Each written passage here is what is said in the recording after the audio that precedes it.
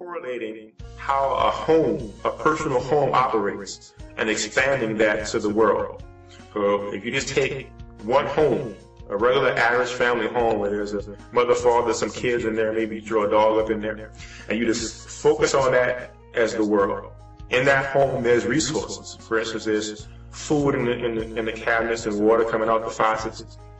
The government doesn't have to go into that home and tell the people in that home, okay, you have so much of this, so much of that, so you want to give this kid so much and you eat this much. The people in the home simply look at the resources they have and appropriate them accordingly. And in the same vein, if something breaks in that home, let's say the toilet breaks or the faucet breaks, the people in the home, the parents don't usually fight with each other and say, I'm not going to fix it, I'm not going to fix it either, and then they have to pay each other to fix it. One of them knows how to fix it, needed to make the home function properly. If either of them knows how to fix it, they simply fix it to keep the home functioning.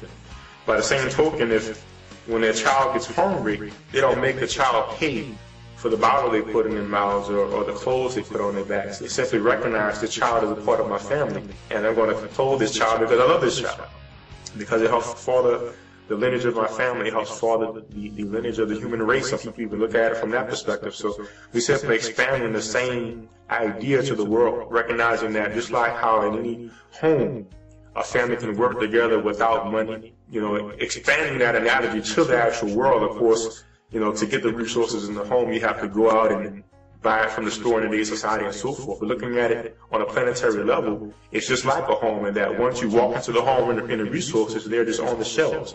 You just go get them from the shelves. By the same token, corn and all the various things we eat grows from the ground. Sunlight falls onto the planet from outer space. All we have to do is simply use these resources and appropriate them in such a way where everyone can have some.